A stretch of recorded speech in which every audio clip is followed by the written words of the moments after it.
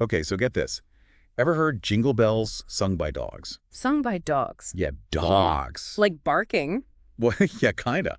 But it's not just random barking. It's like actual music. We're going deep on the story behind this super weird but crazy popular Christmas song. That's wild. Okay, I'm intrigued. It all started back in the late 50s. Think Elvis, Chuck Berry, the whole rock and roll scene exploding. But out of nowhere comes this totally different sound. So like the anti-rock. Haha, exactly. Kind of the anti-rock. Right. But it caught on big time. Wow, I can't even imagine. Okay, so who's the mastermind behind this canine choir? So this Danish recording engineer, Carl Weismann, had this crazy idea. Now, recording studios were already pretty advanced back then. But getting this sound, making barks into a whole melody, that was some next-level stuff. I bet. Turning barks into music, that takes some serious skill. Oh, totally. Weismann, he was super meticulous. He recorded 5 different dogs, picking each bark for its pitch and how it sounded. Then came the really hard part. Separating those barks, tweaking the pitch, layering them all together to make a rhythm. And get this was all before computers and digital editing. Whoa, pre-digital. That's insane. Can you imagine the patience that took? Seriously. So what kind of dogs are we talking about here? Okay, get ready for this lineup. A miniature schnauzer, a poodle, a cocker spaniel, a German shepherd, and a boxer. Whoa, a real mix. Right. You wouldn't think their barks would work together, but somehow Weismann, he made it happen. So is this like a one-hit wonder? Not even close. Jingle Bells by the Singing Dogs, that's what they called them. It actually hit the Billboard Top 40. No way. Yeah. Top 40. That's huge. It was a straight-up hit, not just some weird novelty thing. Yeah. Why do you think it resonated so much back then? I think it was perfect timing. The late 50s, people were looking for something fun, something lighthearted after the war and all. That makes sense. And it wasn't just a flash in the pan either. Jingle Bells by the Singing Dogs. It's been re-released over and over, used in holiday ads, TV shows, movies. It's like part of the Christmas soundtrack now. Wow. It's crazy how it's stuck around for so long. I know, right? Yeah. There have been others trying to do the same thing, but none of them have captured that same magic as the original. It's true. There's something about those singing dogs that's just special. Totally. It really makes you wonder why it's so appealing. Is it just because it's so unique, or because of how technically skilled it is? Yeah. Or is there something more to it, Well, being unique, that definitely helped. But I think a lot of it has to do with, well, how much we love animals and the joy they bring us. There's this sense of like pureness, a reminder of simpler times, maybe. I feel that. Oh, and let's not forget the music itself is super catchy. Totally agree. It's incredible how something so simple, just a dog's bark, could turn into something so powerful. What really strikes me is how creative Weismann was. He saw potential in something everyone else just thought was, well, noise. And he turned it into something incredible. Exactly. It's like a reminder that inspiration can come from anywhere. Like literally anything, if you're open to it. Yeah, sometimes the best ideas are the ones that seem the craziest at first. Absolutely. So here's something to think about. If you could create a song using animal sounds, what would it be?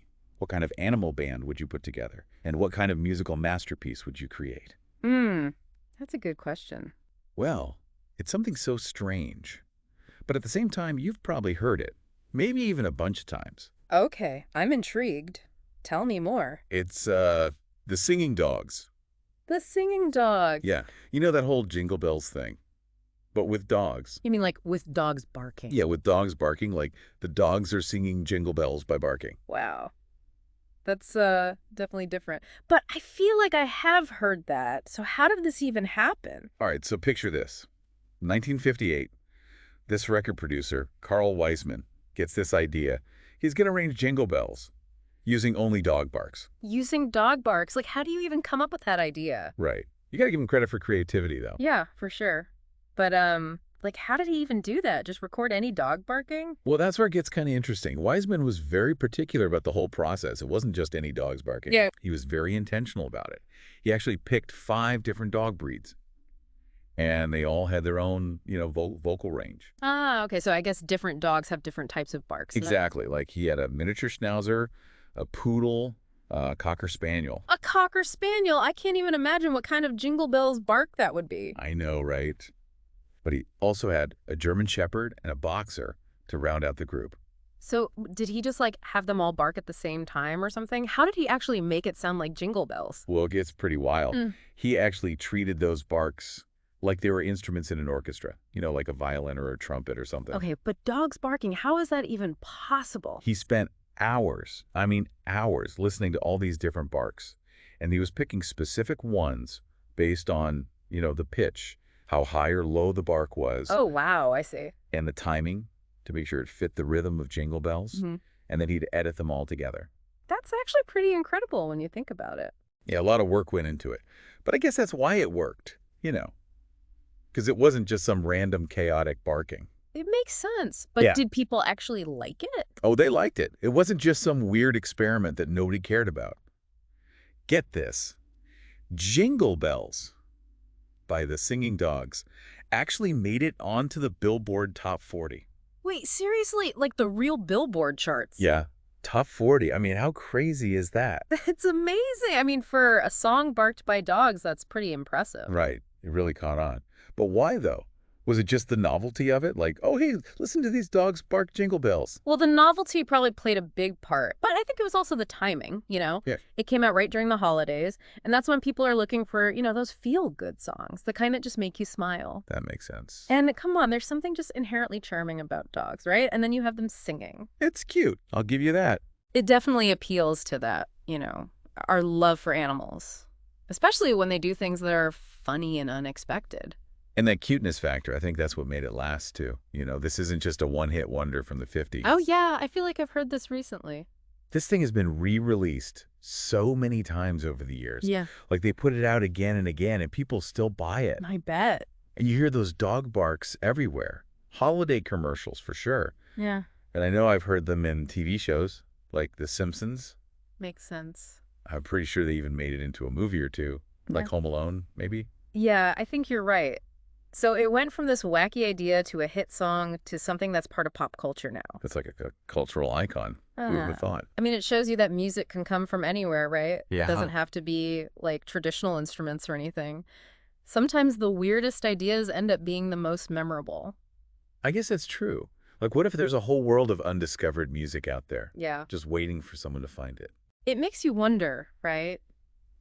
What if we could make music out of the sounds of a city? Like the traffic and the people talking and the sirens. Or what about nature sounds? Like crickets chirping or wind blowing through trees, maybe even a thunderstorm. Yeah, or like construction sounds, all those clanging and banging noises. Maybe there's a symphony in there somewhere. So I guess the next time we hear something that sounds weird or out of place, maybe we should listen a little closer. Who knows what kind of music we might find? Exactly. There's music everywhere if you just know how to listen for it. Well said. And on that note, we'll wrap up this deep dive into the Singing Dogs. Thanks for having me. This was fun. It was my pleasure. And for our listeners, keep your ears open and your minds curious. You never know what amazing sounds are out there waiting to be discovered.